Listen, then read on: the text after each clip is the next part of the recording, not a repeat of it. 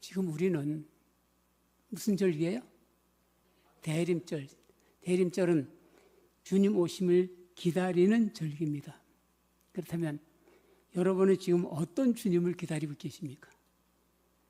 제가 어느 사람의 글에 보니까 아기 예수여 어서 오시옵소서 뭐 그런 글도 봤는데 2000년 전에 오셨던 아기 예수를 여러분들 기다리십니까? 북왕국 이스라엘이 주전 722년에 아수르에서 망했습니다. 그리고 남왕국 유다가 주전 597년 이 바벨로니아, 그 당시에는 황태자예요. 왕은 아니고 느부갓네살에 의해서 또 함락이 돼가지고 여호야긴 왕하고 에스겔하고 그리고 많은 상류층의 사람들이 잡혀갔어요. 그리고 주전 588년 1월 중순부터 다시 이제 왕이 된 이 느부갓네살이 또 내려와가지고 예루살렘을 포위하게 됩니다. 그 상황에서 예레미야는 하나님 말씀을 전하다가 잡혔어요. 그래서 유다 왕국의 근위대 뜰 안에 갇혀서 주님의 음성을 듣게 됩니다. 성경에는 이게 두 번째 음성이라고 되어 있는데 예레미야 33장 2절부터 3절까지예요. 땅을 지으신 주님, 그것을 빚어서 제자리에 세우신 분께서 나에게 말씀하셨다. 그 이름이 주이신 분께서 말씀하셨다.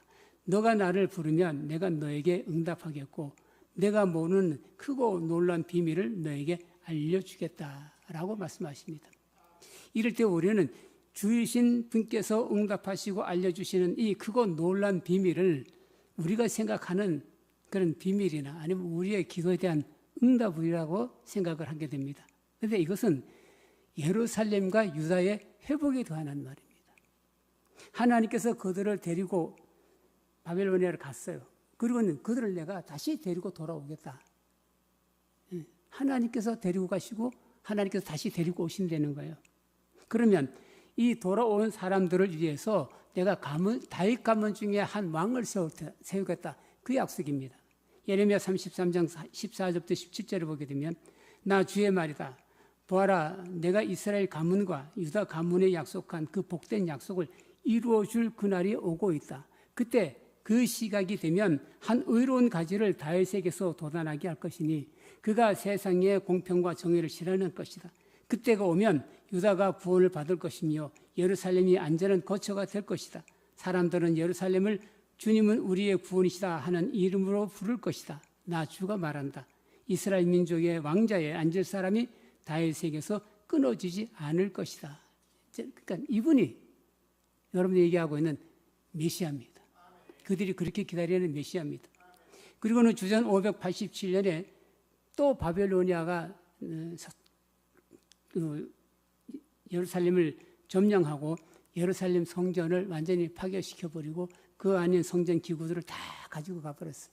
이때 시드기야 왕이 여러분 이제 자식들이 죽는 것을 자기 눈으로 보고 눈이 빠지고 그리고 죽고 수많은 그런 사람들이 포로로 잡혀갑니다. 그리고 세월이 지나서 주전 587년에 그런 일이 있고 주전 538년에 바벨로니아를 점령한 페르시아의 왕인 고레스라는 사람이 다시 칙령을 내려서 그들이 고향으로 돌아오게 되죠. 그리고 고향에 돌아와서 그들이 성전을 재건하고 주전 515년에 성전 봉헌을 하게 됩니다. 그러니까 돌아왔어요. 그리고 성전까지 지어서 성전을 봉헌합니다. 그런데 하나님께서 약속하신 왕이 없는 겁니다. 제국에서 보내준 총독들이 그 나라를 다스렸어요. 그리고 세월이 흘러서 구약 성경은 뭐로 끝나요? 말라기로 끝납니다. 말라기로 끝납니다. 구약 성경이 끝났습니다. 그리고 신약 성경이 시작하는데 마태복음 1장 1절 아브라함의 자손이요 다윗의 자손인 예수 그리스도의 계보는 이러하다라는 말씀으로 시작합니다. 여기 아브라함은 창세기 12장 3절에서 3절 하반절이죠. 땅에 사는 모든 민족이 너로 말미암아 복을 받을 것이다. 이 약속을 받은 사람이 아브라함이에요. 다윗은 사무엘하 7장 16절에서 너와 내 집과 내 나라가 내 앞에서 영원히 이어갈 것이며 너의 왕위가 영원히 튼튼하게 서 있을 것이다 라는 약속을 받았습니다. 그러니까 신약 성경의 시작은 예수 그리스도 이분이 아브라함과 다윗에게 약속하신 바로 그분이다 라고 시작하는 겁니다. 사실 이 마태복음보다도 마가복음이 먼저 기록이 됐거든요. 물론 제일 먼저 기록된 건 데살로니가 전서니까 이렇게 얘기가 되는데, 마가복음이 먼저 기록이 됐는데도 불구하고 마태복음이 신약성경 제일 앞에 나와 있는 것은 이 아브라함의 자손이요 다윗의 자손인 예수 그리스도의 계보는 이러하다라고 하는 이 본문 한 줄 때문에 여러분 제일 앞에 왔다고 성서학자들은 이야기하고 있는 겁니다. 뭔 얘기냐면 예수님은 그렇게 구약에서 말씀하신 바로 그분, 그리고 그분은 오셔서 구약에서 말씀하신 그대로 태어나셨고 그대로 사신 분이다. 그래서 예수님은 구약의 모든 성경의 말씀을 이루셨다라고 말씀되어 있습니다. 다 설명드릴 수가 없어서 예수님께서 요한복음 5장 46절 47절에 이렇게 말씀하셨어요. 너희가 모세를 믿었더라면 나를 믿었을 것이다. 모세가 나를 두고 썼기 때문이다. 그러나 너희가 모세의 글을 믿지 않으니 어떻게 내 말을 믿겠느냐라고 말합니다. 여기에 모세가 쓴 글이 뭐예요? 오경이에요. 토라라고 하는 창세기, 출애굽기, 레위기, 민수기, 신명기, 바로 이게 오경입니다. 근데 여러분 구약성경 오경 안에 아무리 들여다봐도 예수라는 이름은 없어요. 혹시 있다면 여호수아가 여러분 히브리어로 예수, 이제 아람어로 바꾸면 예수이죠. 그런데 이 5권의 이 모세가 썼다고 하는 이 5권의 책도 누구에 관해서 쓴 거라고요? 예수님에 관해서 쓴 거래요. 예수님의 이름은 없는데, 그런 글도 없는데. 그러니까 예수님의 말씀이 모세가 쓴 이 5권의 책도 예수님께 대해서 쓴 책이다. 그리고 여러분 성경에 읽어보게 되게 되면 신약 성경에는 예수님께서 행하신 일에 대해서 주님께서 예언자를 시켜서 하신 말씀을 이루려 하십니다 라는 말씀이 있어요. 그리고 늘 구약 성경을 여러분 이렇게 인용을 해가지고 예수님이 하신 일하고 이렇게 결부시키잖아요. 그래서 구약은 우리가 보통 예언이라고 그렇게 얘기를 하는데 이거는 미리 내다보고 하는 예언이 아니고 약속이라는 말이고요. 신약은 그 약속이 이루어졌기 때문에 완성이라고 그렇게 얘기를 하는 겁니다. 구약 성경에서 약속된 말씀이 신약 성경에서 그대로 이루어졌다 그런 얘기죠.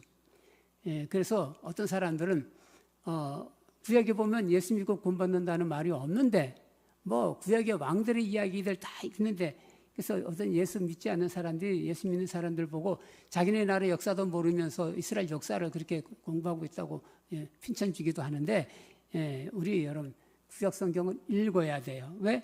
구약 성경이 없으면 신약 성경도 뿌리를 잃어버려요. 대신 구약 성경을 읽을 때는 항상 신약 성경의 채 아시죠? 이렇게 해서 뭐 떨어지게 하는 거. 그 채로 여러분 걸러서 읽어야 됩니다. 이런 겁니다. 요한복음 1장 1절부터 3절까지 태초에 말씀이 계셨다. 그 말씀은 하나님과 함께 계셨다. 그 말씀은 하나님이셨다. 그는 태초에 하나님과 함께 계셨다. 모든 것이 그로 말미암아 창조되었으니 그거 없이 창조된 것은 하나도 없다. 여기 요한복음 1장 1절부터 3절까지인데 이게 창세기 무슨 말씀이 있대? 3절까지 말씀이 없으면 이게 우리 무슨 말인지 몰라요. 대체 무슨 말씀이 있다는 거야? 그 말씀이 뭐라는 거야? 라고 되는 겁니다. 다만 거기 요한복음 이제 1장 1절부터 3절까지 거기서 말하는 이 말씀은 예수님이 분명하다라고 말씀해 주고 있습니다. 요한복음 1장 14절에 그 말씀은 육신이 되어 우리 가운데 사셨다. 우리는 그의 영광을 보았다. 그것은 아버지께서 주신 외아들의 영광이었다. 그러니까 예수님은 창세기 1장 1절부터 3절에 나오는 그 태초의 말씀이셨는데 또 그 말씀에서 모든 것들이 완성되셨는데 이 그분이 예수님이시라는 겁니다. 그래서 그분은 이제 우리 요한복음 1장 3절에 보게 되면 그 말씀은 하나님이셨다. 그러면 예수님은 뭐예요? 하나님이셨다는 것이죠. 여러분 레위기를 읽게 보게 되면 되게 이제 성경 처음부터 한번 읽었다 쭉 내려가게 되면 어디 가게 되냐면 레위기에 가게 되면 턱 걸립니다. 뭐 제사 얘기가 쭉 나와요. 그럼 지금 우리가 그런 제사 안 지내잖아요. 레위기에서 얘기하고 있는 그런 제사 안 지내잖아요. 왜? 그것에 대한 얘기를 히브리서가 여러분 설명해 주고 있습니다. 히브리서 보게 되면 예수님이 대제사장이 되셨다. 근데 원래는 예수님은 유다 지파 사람이거든요. 제사장은 어느 지파예요? 레위 지파. 제사장이 안 되잖아요. 그래서 누구 이름이 들어와요? 멜기세덱 계통에 따라서 멜기세덱은 창세기 14장에서 아브라함에게 축복해 줬던 바로 그분이에요. 그러니까 예수님은 레위 지파 사람은 아니지만 유다 지파 사람이지만 멜기세덱의 계통에 따라서 대제사장이 되셨다. 그리고 예수님은 자기 몸을 뭐로 했어요? 제물로 들어서 모든 죄를 없게 하셨다. 자기 몸을 희생 제물로 들어서. 그래서 누구든지 예수의 피를 힘입게 되면 다 담대하게 지성소에 들어가게 된다. 지성소와 여름 성소 사이에는 휘장이 있는데 그 휘장이 찢어졌어요. 그리고 우리에게 살 길을 열어줬는데 그 휘장이 예수님의 육체, 예수님의 몸이다. 이게 히브리서서 얘기해 주고 있습니다. 그럼 뭔 얘기예요? 레위기에서 말하고 있는 모든 제사는 예수 그리스도로 말미암아 완전해졌다라고 얘기하고 있는 겁니다. 이런 얘기하다 보면 오늘 밤을 다 세워야 되는데 시계가 잘 안 보여서 내가 지금 어떻게 가고 있는지 잘 몰라요. 언제 끝나는지 모르겠는데. 오늘 우리는 히브리서 12장 1절부터 3절까지 읽었습니다. 제가 한번 또 세번적으로 읽어드릴게요. 그러므로 이렇게 구름대와 같이 수많은 증인이 우리를 둘러싸고 있으니 우리도 갖가지 무거운 짐과 얽매는 죄를 벗어버리고 우리 앞에 놓인 다름질을 참으면서 달려갑시다. 믿음의 창시자여 완성자이신 예수를 바라봅시다. 그는 자기 앞에 놓여있는 기쁨을 내다보고서 부끄러움을 마음에 두지 않으시고 십자가를 참으셨습니다. 그리하여 그는 하나님의 보좌 오른쪽에 앉으셨습니다. 자, 이럴 때 구름대와 같이 수많은 증인이 우리를 둘러싸고 있으니 여기 수많은 증인은 어떤 사람이냐면 바로 앞에 있는 히브리서 11장에 나오는 수많은 믿음의 사람이에요. 아벨, 에녹, 노아, 아브라함, 야곱, 요셉, 심지어 창녀 라합에다 사사까지, 그 다음에 믿음을 지키려다가 죽은 사람들, 이 사람들이 구름대같이 수많은 증인입니다. 이 사람들은 우리가 알다시피 히브리서 11장 1절에 있는 말씀처럼 믿음이 있는 사람들이었어요. 이들은 바라는 것들에 대한 확신이 있었고 보이지 않는 것들에 대한 증거를 가지고 있었습니다. 그래서 이 사람들은 믿음이 뭐냐라고 하는 것을 우리에게 증언해 주는 그런 사람들이었습니다. 그런데 많은 사람들이 히브리서 11장 1절에 있는 이 말씀을 오해합니다. 믿음은 바라는 것들의 확신이요 보이지 않는 것들의 증거입니다. 여기서 믿음에 대한 얘기가 나오게 되면 이 믿음을 내가 믿는 내 믿음이라고 생각하는 겁니다. 그래서 내가 바라는 것이 이루어진다고 믿는 게 이게 믿음이고 내가 보고 싶은 것이 당장은 보이지 않지만 언젠가는 보여질 거야 라고 믿는 믿음, 이걸 믿음이라고 생각하는 겁니다. 그리고 그렇게 기도하게 되죠. 물론 예수님께서 그와 비슷한 기도에 대한 말씀을 해주셨어요.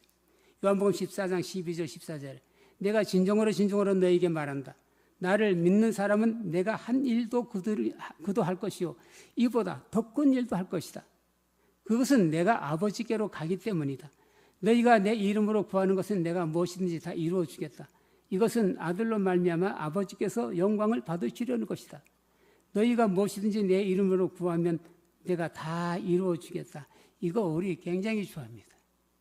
내가 기도하면 무엇이든지 기도하면 예수님의 이름으로 기도하면 주님께서 다 이루어 주신다는 겁니다. 그러나 요한복음 14장 1절부터 이 얘기는 이렇게 시작이 됩니다. 너희는 마음에 근심하지 말아라. 하나님을 믿으니 또 나를 믿어라. 내 아버지 집에는 있을 곳이 많다. 그렇지 않다면 내가 너희 있을 곳을 마련하러 간다고 너에게 말했겠느냐. 나는 너희가 있을 곳을 마련하러 간다. 뭔 얘기입니까? 요한복음 14장 얘기가 뭔 얘기예요?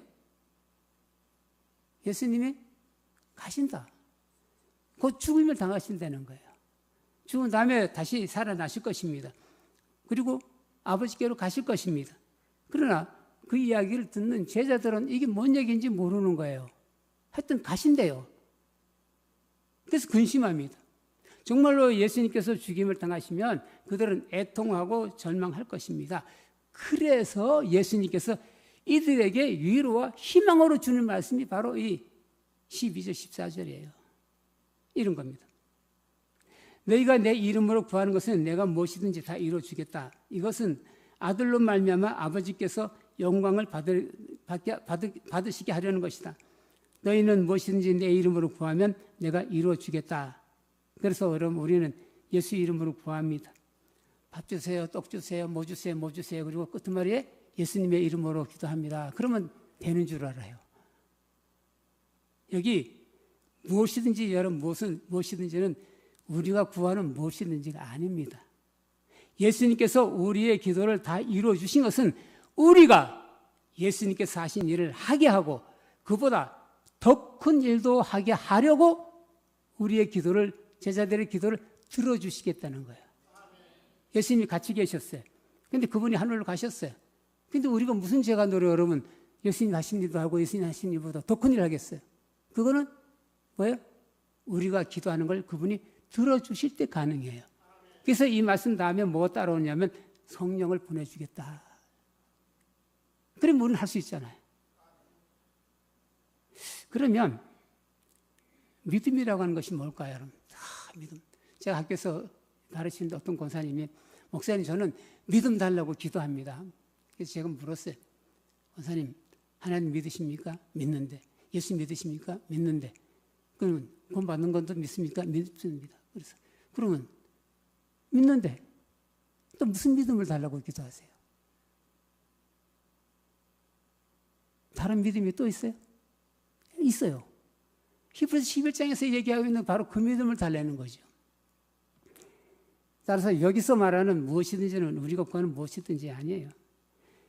예수님께서 우리의 기도를 다 이루어주시는 것은 바로 하나님의 일을 하게, 주님께서 하신 일을 하게 하고 그거보다 더 큰 일도 하게 하시는 바로 그겁니다. 그래서 11장에 있는 믿음의 사람들을 다시 돌아가서 많은 사람들이 나와요. 대부분이 이제 아브라함 얘기를 많이 하는데 저는 노아의 얘기를 하려고 그럽니다. 좀 짧아서. 히브리서 11장 7절에 보면 믿음으로 노아는 하나님께서 아직 보이지 않는 일들에 대하여 경고하셨을 때에 하나님을 경외하고 방주를 마련하여 자기 가족을 구원하였습니다. 이 믿음을 통하여 그는 세상을 단죄하고 믿음을 따라 얻는 의를 물려받는 상속자가 되었습니다. 자, 그러면 홍수에 대해서 누가 먼저 말씀하셨어요? 노아가 먼저 얘기했나요? 어떤 사람이 어떤 목사님이 요즘에 세상 사람들이 너무 악해졌다고. 여러분 아니에요. 창세기 7장에 가면은 벌써 하나님께서 이 사람들의 생각하는 게 하도 악해가지고 사람 만든 걸 후회하셨다고 되어 있어요. 거기 창세기 7장에. 요즘 사람만 악한 게 아니에요. 더 악한 게 아니에요. 그때도 그랬어요. 그래서 노아가 그거 보고서는 하나님 보고 홍수로 내려가고 저 다 쓸어달라고 그렇게 기도해야 되겠다. 그래서 하나님께 매달려서 믿음으로 기도했어요. 아니에요. 하나님께서 말씀하셔서 노아에게 홍수에 대해서 바라는 게 생겼어요. 하나님께서 말씀하셔서 노아에게 홍수에 대한 보이지 않는 것이 이루어질 거라고 하는 믿음이 생겼습니다. 그래서 노아는 어떻게 했습니까? 이 상상도 못하는 이 이야기에 대해서 노아가 믿음을 달라고 기도했습니까? 방주 잘 만들게 해달라고 기도했습니까? 아니에요. 창세기 7장 5절에 단 한 줄 딱 이렇게 기록되어 있어요. 노아는 주님께서 명하신 대로 다 해야했다. 이게 믿음이에요. 하나님께서 말씀하시면 믿게 해달라고 기도하고 하는 이렇게 무슨 기도하는 게 아니에요. 하나님께서 말씀하시면 그대로 하는 게 이게 믿음이에요. 우리가 잘 아는 히브리서 11장 6절 말씀이 있습니다. 믿음이 없이는 하나님을 기쁘시게 해드릴 수 없습니다. 하나님께 나아가는 사람은 하나님이 계시다는 것과 하나님은 자기를 찾는 사람에게 상을 주시는 분이시라는 것을 믿어야 합니다. 다 아는 얘기인데 여기에 대해서 웨슬리가 뭐라고 얘기했냐면 이런 믿음은 모든 종교나 우상을 믿는 사람들도 가진 믿음이라는 거죠. 여러분 모든 종교가 다 심지어 우상 섬기는 사람들도 자기가 믿는 신이 있다고 믿어요. 그리고 그분 앞에 나가서 비르고 뭐하고 하면 다 들어준다고 믿어요. 그러면 저들이 믿는 믿음과 우리 믿음이 똑같습니까? 근데 죄송하지만 대부분의 예수 믿는 사람들의 믿음도 그 사람들 믿음하고 별반 다를 바가 없다는 데 문제가 있는 겁니다. 문제가 뭡니까? 중요한 것이 있어요. 내가 믿는 믿음의 대상이 누구냐는 겁니다. 내가 믿는 믿음의 대상이. 우리는 이 땅에 오셔서 십자가 위에 죽으시고 그 죽음에서 다시 살아나셔서 우리의 영원한 생명이 되신 예수 그리스도를 믿어요. 그분은 성령으로 지금도 우리와 함께 하심을 믿어요. 그분은 하나님의 보좌 오른쪽에 앉아 계시다가 끝내 다시 오셔서 생명책에 기록된 사람들은 영생에, 그렇지 않은 사람들은 영원히 불타는 불바다에 던져 넣는 겁니다. 지옥 간다고 말하지 마십시오. 이거는 기독교적이지 않아요. 요한계시록 20장에 보게 되면 지옥도 불바다에 던져진다고 되어 있어요. 그러니까 불바다에 던지는 거예요. 그런데 히브리서 11장 쭉 그 믿음의 사람들 이야기를 하다가 39절, 40절에 가게 되면 이렇게 기록이 됐습니다. 이 사람들은 모두 믿음으로 말미암아 훌륭한 사람이라는 평판은 받았지만 약속된 것은 받지 못하였습니다. 하나님께서 우리를 위하여 더 좋은 계획을 미리 세워두셔서 우리가 없이는 그들이 완성에 이르지 못하게 하신 것입니다. 그랬어요.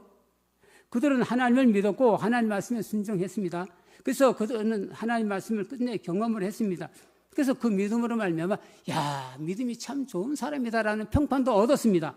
그런데 그들은 약속된 것을 받지 못했다는 거예요. 그렇다면 궁금하죠? 그들이 받지 못한 약속이라는 것은 도대체 뭐냐? 우리를 위해서 미리 세워두신 더 좋은 계획은 뭐냐? 뭘 것 같아요? 예수 그리스도를 믿는 믿음으로 말미암아 얻는 구원입니다. 요한복음 3장 16절 하나님께서 세상을 이처럼 사랑하셔서 외아들을 주셨으니 이는 그를 믿는 사람마다 멸망치 않고 영생을 얻게 하려는 것이다. 이거였어요. 이 요한복음 3장 16절은 하나님께서 약속하셨고 예수 그리스도께서 완성하신 겁니다. 그래서 오늘 히브리서 12장 2절에 보면 믿음의 창시자여 완성자이신 예수라고 썼습니다. 예수 그리스도를 믿으면 영생을 얻게 되고 안 믿으면 멸망당한다고. 바로 이걸 만들어 놓으신 분이 누구냐? 예수님이세요. 그것을 시작하게 하신 분도 예수님이고 그것을 완성하게 하신 분도 그분입니다. 그렇다면 예수 믿어야죠. 구원 얻는 믿음이 예수 믿는 믿음밖에 없으니까. 사랑하는 성도들, 구원은 예수 그리스도를 믿음으로 말미암아 주어집니다. 그러나 구원은 예수께서 주시는 무슨 증명서 같은 게 아니에요. 구원증 해가지고 줘가지고 여러분 그거 집에 갖다 놓고 앉아가지고 나는 구원받았다. 아니에요. 예수님은 우리를 천국까지 데려다 주는 구원 열차가 아니에요. 구원은 그 생명 그 자체가 되시는 예수 그리스도와 내가 연합해서 하나가 되는 것. 그래서 로마서 6장에 보면 예수께서 죽으실 때 세례받은 우리도 연합해서 죽었다가 그분이 다시 살아날 때 예수님과 연합해서 우리도 다시 살아났다. 그리고 로마서 6장 4절 하반절에 보면 그것은 그렇게 예수님과 함께 죽었다가 함께 살아나는 그것은 그리스도께서 아버지의 영광으로 말미암아 죽은 사람들 가운데서 살아나신 것 같이 우리도 또한 새 생명 안에서 살아가기 위함입니다. 그러니까 지금 우리는 여러분 예수 믿고 구원받았다고 여러분들이 말한다면 예수 믿고 구원받았다고 확신한다면 지금 우리는 죽음에서 다시 살아나신 예수 그리스도의 생명 그 새 생명으로 살아가는 사람들이에요. 요한복음 11장 25절을 보면 예수님께서 나는 부활이요 생명이니 나를 믿는 사람은 죽어도 살고 살아서 나를 믿는 사람은 영원히 죽지 아니할 것이다 라고 말씀하셨습니다. 근데 여러분 나를 믿는 사람은 죽어도 살고 이건 여러분 믿으시죠? 무슨 말인지도 알죠? 다 이렇게 살다가 죽으면 그다음에 예수님 부활하시거나 그러면 우리도 다시 부활할 거라고 얘기하는데 그런데 살아서 나를 믿는 사람은 영원히 죽지 않는다. 이건 무슨 말인지 아세요? 살아서 예수 믿으면 영원히 죽지 않는데요. 죽잖아요. 이 말이 뭔 말이냐면 살아서 나를 믿는 사람은 그 사람들은 예수 그리스도의 생명으로 살아가는 사람들이에요. 그래서 내 육신은 죽어 없어질는지 모르지만 내 안에 뭐가 있어요?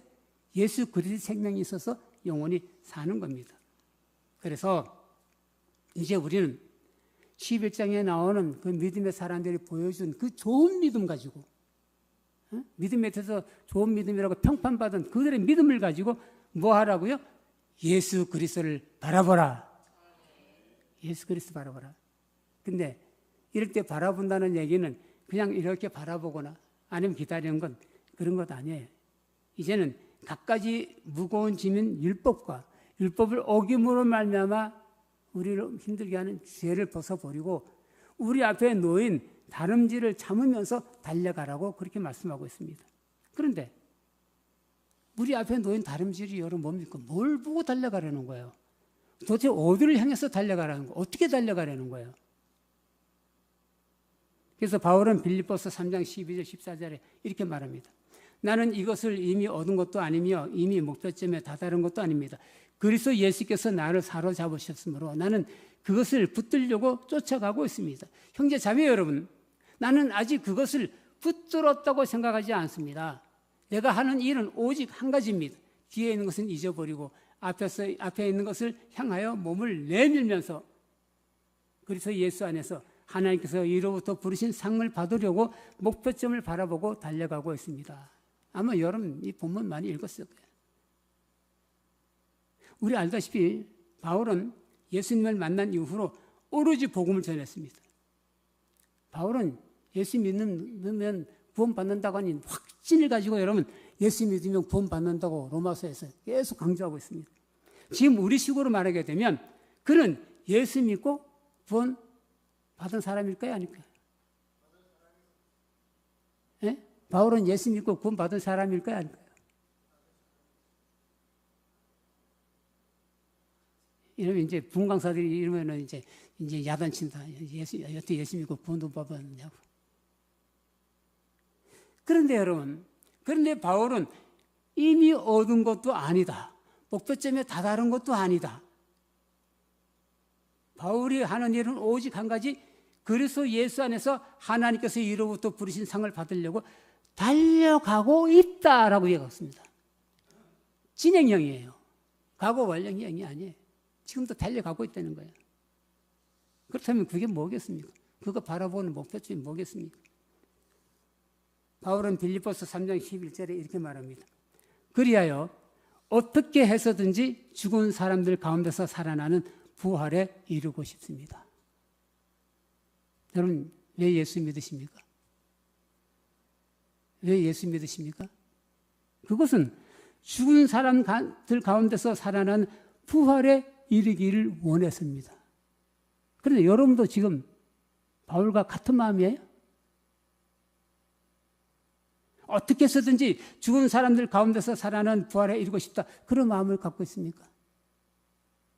교회 다니는 많은 사람이 이렇게 교회 다니다가 이 다음에 죽으면 혹은 예수님께서 다시 오시면 이렇게 살아나는 걸 부활이라고 생각을 해요.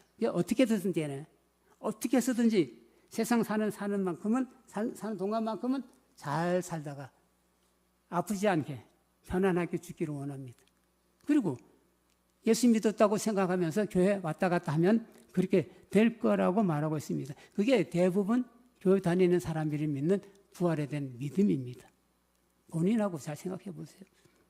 그러나 분명히 기억하십시오.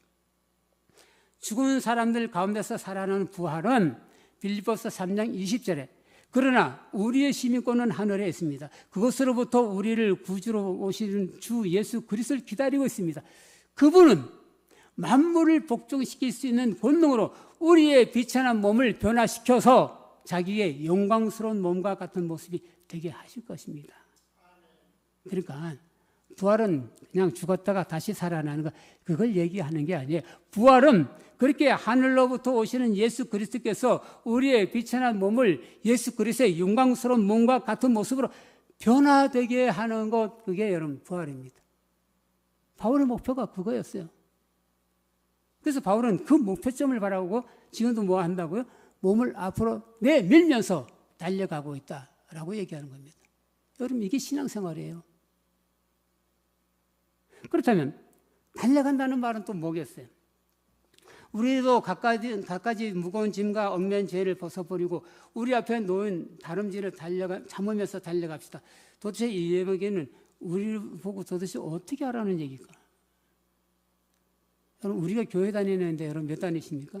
그냥 이렇게 왔다 갔다 하면 우리 신앙생활 하고 있는데 여러분 어떻게 하고 계십니까? 바울은 빌립보서 3장 10절 12절에 이렇게 말합니다.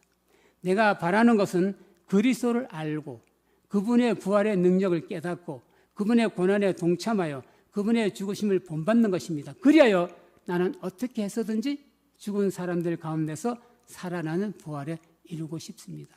한번 따라하겠습니다. 그리스도를 알고 그분의 부활의 능력을 깨닫고 그분의 고난에 동참하여 그분의 죽으심을 본받는 것. 이게 우리 신앙의 태도여야 됩니다. 그냥 교회 왔다 갔다 하면 요 앉으면 다 되는 게 아니에요. 그리하여 그렇게 해서 나는 어떻게 해서든지 죽은 사람들 가운데서 살아나는 부활에 이르길 원합니다. 이루고 싶습니다. 이게 이 목표점을 향해 달려가는 게 이게 바울의 삶이에요. 근데 이건 바울뿐만 아니었어요. 당시 그리스도인들의 삶이기도 했어요. 그들은 그렇게 예수 알기를 힘썼고 예수 그렇게 해서 사셨던 삶을 살려고 애썼던 사람이었어요. 그래서 안디옥의 사람들이 이들을 뭐라고 불렀어요? 그리스도인이라고 불렀어요. 이 그리스도인이라는 말은 그리스어로는 여러분 이게 크리스티아노라는 말입니다. 크리스티아노라는 말입니다. 이 말이 뭔 말이냐면 그리스도인, 그리스도 추종자. 그러니까 그리스도인이라는 말은 그리스도를 쫓아가는 사람. 그리스도인은 무슨 말이냐면 그리스도의 길을 걸어가는 사람. 다이나 법슬러 베스라는 여자 신학자가 교회의 종말이라는 책을 썼습니다. 우리 목사님하고 같이 저거 공부하면서 같이 이제 책을 읽었는데 그 책 가운데 보게 되면 기독교가 기독교라고 불리기 전에는 뭐라고 불렀을 것 같아요? The way, 길입니다.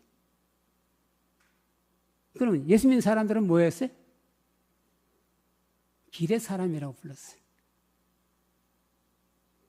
그래서 정말로 그래요. 성경에는 이 도라는 단어가 나오거든요. 고린도전서 1장 18절을 보게 되면 십자가의 도가 멸망하는 자들에게는 미련한 것이요 구원을 받은 우리에게는 하나님의 능력이라. 그래서 이때 도는 그리스어로 로고스입니다. 이거는 말씀입니다. 그러나 이 도는 특히 사도행전에서 많이는 안 나오는 사도행전에서 좀 여러 군데 나오는데 그중에 제가 하나 소개해드리면 사도행전 9장에 보게 되면 사울이 주의 제자들에 대해서 여전히 유혹과 살기가 등등해서 2절에 그 도를 따르는 사람을 만나면 남녀를 막론하고 결박하여 예루살렘으로 잡아오려 했습니다. 이럴 때도 도가 있어요. 그 도를 따르는 사람들, 이 사람들이 그리스도인들이에요. 이럴 때 도는 그리스어로 호도스예요. 이건 길이에요. 그러니까 그 길을 따른다는 사람은 그 길을 걸어가는 사람들이었어요. 그러니까 당시 예수 믿는 사람들은 믿습니다라고 끝나는 게 아니라 예수 그리스도를 쫓아가는 사람이었어요. 이 말은 예수 그리스도의 삶을 닮아가고 그렇게 살려고 애쓴 사람들이었어요. 있는 힘을 다하여 예수를 알고 그분의 능력을 깨닫고 그분의 고난에 동참하여 그분의 죽으심을 본받고자 했던 사람들이 그리스도인이었어요. 그래서 웨슬리는 여러분 구원의 단계를 얘기하면서 뭐라고 하냐면 하늘 가는 길이라고 그랬습니다. 사랑하는 성도 여러분, 우리는 요한복음 3장 16절을 참 좋아합니다. 복음 중에 복음이라고 얘기도 합니다. 그러나 요한복음 3장 16절은 하나님께서 말씀하시고 예수 그리스도 완성하셨어요. 이것은 오로지 주님의 사랑, 주님의 은혜입니다. 전혀 우리의 공로가 없습니다. 여러분들이 아무리 애쓰고 노력하고 좋은 일 많이 해도 여기에 대해서는 우리는 아무런 적이 없어요. 그러나 그 사랑과 그 은혜를 받은 우리들이 해야 할 일이 있어요. 요한 1서 3장 16절입니다. 여러분 읽어드릴게요. 그리스도께서 우리를 위하여 자기 목숨을 버리셨습니다. 이것으로 우리가 사랑을 알게 되었습니다. 그러므로 우리도 형제 자매를 위하여 목숨을 버리는 것이 마땅합니다. 요한복음 3장 16절은 그건 하나님이 약속하셨고 하나님 예수님께서 완성하셨어요. 이제 우리가 해야 할 일이 뭔 얘기냐면 그분의 사랑을 깨달았어요. 그분의 사랑을 우리가 알았어요.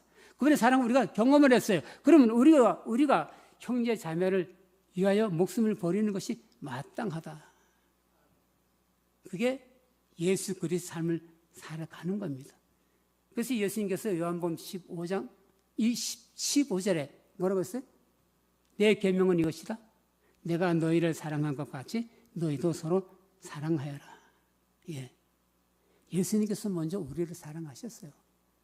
그리고 예수님께서 우리를 사랑하신 그 사랑 가지고 서로 사랑하라고 그러잖아요. 그래서 요한복음 3장 16절 이것과 요한일서 3장 16절 두 개가 우리 삶에서 하나가 될 때에 그걸 진정한 복음이라고 그러는 겁니다. 근데 대부분의 많은 사람들은 요한복음 3장 16절만 딱 붙들고 야 이거만 붙들면 예수 믿으니까 천국 간다. 아닙니다. 요한일서 3장 16절이 있어야 됩니다. 그렇게 이제 예수 그리스도를 바라보고 달려가십시다. 예수 그리스도를 알고 그분의 능력을 깨닫고 그리고 그분의 고난에 동참하십시오. 그분의 죽으심을 본받으십시오. 그러면 예수 그리스도께서 다시 오실 때에 그분은 만물을 복종시킬 수 있는 그 권능으로 우리의 비천한 몸을 변화시키셔서 자기의 영광스러운 몸과 같은 모습으로 되게 하실 것입니다. 아멘. 기도하겠습니다.